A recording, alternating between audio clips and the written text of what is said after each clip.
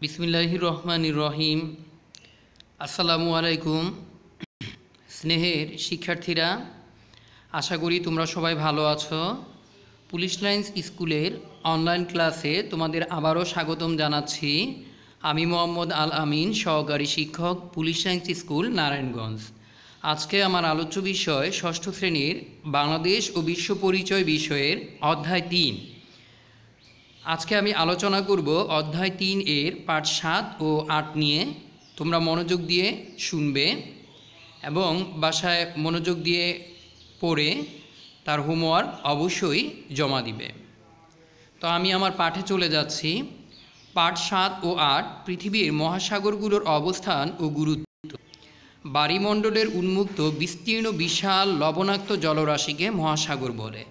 আমি আবারও বলছি, বায়ুমণ্ডলের উন্মুক্ত অর্থাৎ খোলা বিস্তীর্ণ বিশাল লবণাক্ত জলরাশিকে মহাসাগর বলে। তাহলে মহাসাগরের জলরাশি অর্থাৎ পানি কি লবণাক্ত, আর মহাসাগর অপেক্ষা স্বল্প আয়তন বিশিষ্ট জলরাশিকে সাগর বলে।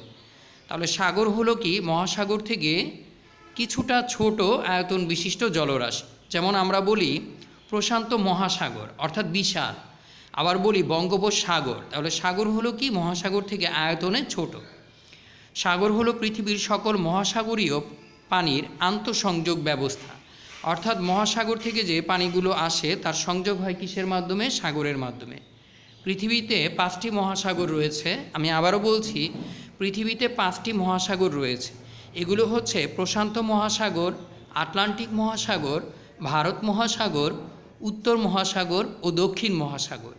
পৃথিবীর মোট আয়তনের প্রায় 71% পানি, অর্থাৎ পৃথিবীর আয়তনের 4 ভাগের 3 ভাগই হচ্ছে পানি এবং 29% স্থলভাগ। এবার আমরা প্রথমে কয়েকটি মহাসাগরের অবস্থান সম্পর্কে অবগত হব, তারপর জানব আমাদের বঙ্গোপসাগরের কথা।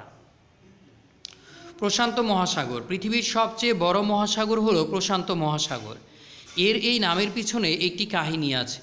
পর্তুগিজ নাবিক ফার্দিনান্দ মুজালিন, আমি আবারও বলছি, পর্তুগিজ নাবিক ফার্দিনান্দ মুজালিন অথবা ম্যাজিলন এই মহাসাগরের নাম দেন প্যাসিফিক। প্যাসিফিক শব্দের অর্থ শান্ত। আমি আবারও বলছি, প্যাসিফিক শব্দের অর্থ শান্ত। এর আরেকটি সমার্থক শব্দ বা সিনোনিম ওয়ার্ড হলো প্রশান্ত। এর জলরাশি শান্তরূপ দেখে তিনি এর নামকরণ করেন। পানির বিস্তার, গভীরতা ও আয়তনের দিক থেকে পৃথিবীর সবচেয়ে বড় মহাসাগর প্রশান্ত মহাসাগর। আর আমরা জানি যে নদীর গভীরতা বেশি, যে সাগরের গভীরতা বেশি, তা সাধারণত শান্ত থাকে। তো প্রশান্ত মহাসাগর কি? শান্ত। পৃথিবীর মোট আয়তনের 3 ভাগের 1 ভাগ স্থান জুড়ে এই মহাসাগর, অর্থাৎ পৃথিবীর মোট আয়তনের 3 ভাগের 1 ভাগ হচ্ছে কি প্রশান্ত মহাসাগর। এটি পৃথিবীর অর্ধেক পানির আধার। পৃথিবীর অর্ধেক পানি রয়েছে এটাতে।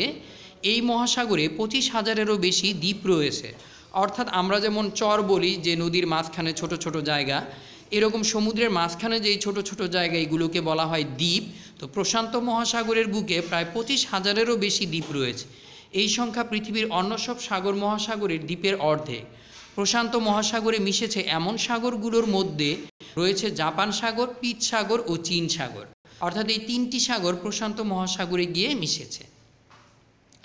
আটলান্টিক মহাসাগর, প্রাচীনকালে রোমানরা সম্ভবত আটলাস পর্বতের নাম অনুসারে এই মহাসাগরের নাম দেন আটলান্টিক। আবার অনেকে মনে করেন রূপকথার হারানো রাজ্য আটলান্টিস দ্বীপপুঞ্জ থেকে আটলান্টিক মহাসাগরের নামকরণ হয়েছে। মহাসাগরগুলোর মধ্যে আয়তনে এটি দ্বিতীয় হলো, গুরুত্বের দিক দিয়ে প্রথম। তাহলে আয়তনের দিক দিয়ে প্রথম হচ্ছে প্রশান্ত মহাসাগর, দ্বিতীয় আটলান্টিক মহাসাগর, আর গুরুত্বের দিক থেকে প্রথম হচ্ছে আটলান্টিক মহাসাগর। এই মহাসাগর দখল করে আছে পৃথিবীর 20% জায়গা। আটলান্টিক মহাসাগর উত্তর আটলান্টিক ও দক্ষিণ আটলান্টিক এই 2 ভাগে বিভক্ত। এই মহাসাগরের পূর্ব দিকে ইউরোপ, এশিয়া ও আফ্রিকা মহাদেশ এবং পশ্চিমে উত্তর ও দক্ষিণ আমেরিকা অবস্থিত। উত্তর ও দক্ষিণ দিকে রয়েছে আর্কটিক মহাসাগর ও অ্যান্টার্কটিক মহাসাগর। আমি আবারও বলছি, উত্তর ও দক্ষিণ দিকে রয়েছে আর্কটিক মহাসাগর ও অ্যান্টার্কটিক মহাসাগর। গভীরতার দিক থেকে এই মহাসাগরের স্থান তৃতীয়। ভারত মহাসাগর, মহাসাগরগুলোর মধ্যে ভারত মহাসাগর আয়তনের দিক থেকে তৃতীয় এবং গভীরতার দিক থেকে দ্বিতীয়। দ্বিতীয় স্থানে রয়েছে। বিশ্বের প্রায় 20% জলরাশি এই মহাসাগর ধারণ করে আছে। এই মহাসাগরের উত্তরে এশিয়া, পশ্চিমে আফ্রিকা, পূর্বে অস্ট্রেলিয়া ও দক্ষিণে অ্যান্টার্কটিকা মহাদেশ অবস্থিত। এই মহাসাগরের উত্তরে আরব সাগর ও বঙ্গোপসাগর। বাংলাদেশের দক্ষিণে বিস্তৃত জলরাশির নাম বঙ্গোপসাগর। আমি আবারও বলছি, বাংলাদেশের দক্ষিণে বিস্তৃত জলরাশির নাম বঙ্গোপসাগর। এটি আসলে ভারত মহাসাগরেরই উত্তর দিকের প্রশস্ত অংশ।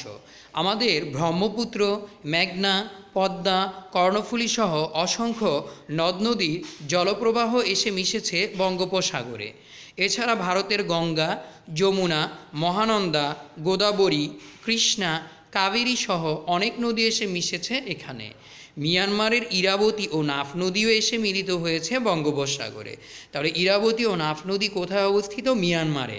আর বাংলাদেশ আর মিয়ানমারের সীমান্তের মধ্যে রয়েছে নাফ নদী, অর্থাৎ নাফ নদীর এপারে হলো বাংলাদেশ, ওই পারে হলো মিয়ানমার। এই সাগরের উত্তরে বাংলাদেশ ও ভারতের পশ্চিমবঙ্গ, দক্ষিণে ভারত মহাসাগর, পূর্ব দিকে মিয়ানমার ও বাংলাদেশ অংশ এবং পশ্চিমে ভারত ও শ্রীলঙ্কা। বঙ্গোপসাগরের দক্ষিণে আরও রয়েছে ইন্দোনেশিয়ার সুমাত্রা দ্বীপ। বঙ্গোপসাগরের আয়তন প্রায় 22 লক্ষ বর্গ কিলোমিটার। এই সাগরের গড় গভীরতা 5 কিলোমিটারেরও বেশি। বঙ্গোপসাগরে রয়েছে বাংলাদেশের একমাত্র প্রবাল দ্বীপ সেন্ট মার্টিন।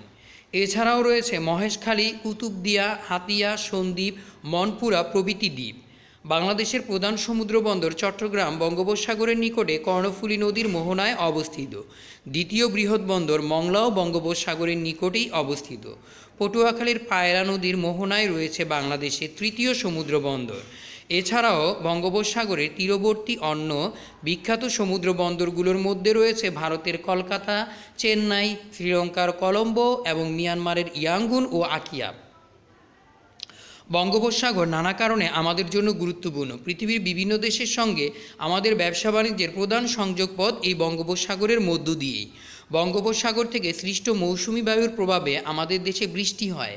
এই বৃষ্টির ফলেই কৃষি নির্ভর আমাদের দেশে নানা ফসল জন্মায়। বঙ্গোপসাগরে রয়েছে প্রচুর মৎস্য সম্পদ। প্রায় 500 প্রজাতির মাছ রয়েছে এ সাগরে, যার মধ্যে রূপচাঁদা, ইলিশ, ছুরি, লইট্টা, ফাইসা, পোয়া, কোরাল প্রভৃতি নাম করা যায়।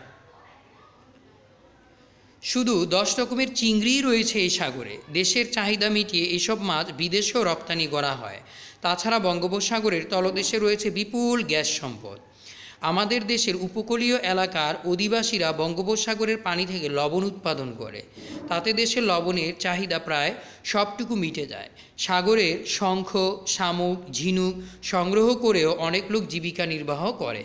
কক্সবাজারে গড়ে উঠেছে ঝিনুক শিল্প। বঙ্গোপসাগরের তীরে অবস্থিত কক্সবাজার বাংলাদেশের প্রধান পর্যটন কেন্দ্র। আমরা আগেই জেনেছি এটি পৃথিবীর দীর্ঘতম সমুদ্র সৈকত। বাংলাদেশ সরকার মহেশখালী দ্বীপের নিকটবর্তী বঙ্গোপসাগরের বুকে গভীর সমুদ্র বন্দর নির্মাণের পরিকল্পনা করেছে। তাহলে শিক্ষার্থীরা, আমরা জানতে পারলাম যে আমাদের অর্থনীতিতে বঙ্গোপসাগরের অবদান অনেক বেশি, কারণ এখান দিয়ে আমরা বিদেশের সাথে বাণিজ্যগুলো করে থাকি। এখান থেকে আমরা মাছ আহরণ করি, এখান থেকে আমরা অনেক সম্পদ পেয়ে থাকি। তাহলে আমাদের অর্থনৈতিক চাহিদার অনেকটুকুই নির্ভর করে এই বঙ্গোপসাগরের উপর। তাহলে এর অর্থনৈতিক গুরুত্ব অনেক বেশি। মহাসাগর ও সাগরের গুরুত্ব। পৃথিবীব্যাপী যোগাযোগ ও ব্যবসা বাণিজ্য গড়ে তোলার ক্ষেত্রে সাগর ও মহাসাগরগুলো গুরুত্বপূর্ণ ভূমিকা পালন করে। পর্তুগিজ নাবিক ভাস্কো ডা গামা আফ্রিকা মহাদেশের উপকূল হয়ে উত্তম আশা অন্তরীপ একটি স্থানের নাম প্রদক্ষিণ করে ভারতীয় উপমহাদেশের পশ্চিম উপকূলের কালিকট বন্দরে উপনীত হন। এতে পশ্চিমের সাথে পূর্বের যোগাযোগের পথ খুলে যায়। বিভিন্ন সাগর ও মহাসাগর মৎস্য সম্পদে ভরপুর এবং এদের তলদেশে বিভিন্ন খনিজ সম্পদ রয়েছে। মৎস্য শিকার সাগর মহাসাগরের উপকূলীয় এলাকার অধিবাসীদের অর্থনৈতিক উপজীবিকায় গুরুত্বপূর্ণ ভূমিকা পালন করে। এছাড়া উপকূলীয় এলাকায় প্রাপ্ত বিভিন্ন খনিজ যেমন জিরকন, মোনাজাইট, লিমোনাইট, সীসা, লোহা, তামা ইত্যাদি অত্যন্ত মূল্যবান। অষ্টম শতকে আরবের বণিকেরা আরব সাগর ও ভারত মহাসাগর পাড়ি দিয়ে আমাদের চট্টগ্রাম বন্দরে আসেন। সভ্যতা ও সংস্কৃতির বিকাশ ও জ্ঞানচর্চার প্রসারও ঘটে এভাবে। সাগর ও মহাসাগরগুলো নিকটস্থ দ্বীপপুঞ্জকে কেন্দ্র করে সারা পৃথিবীতে অনেক মনোরম পর্যটন কেন্দ্র গড়ে উঠেছে।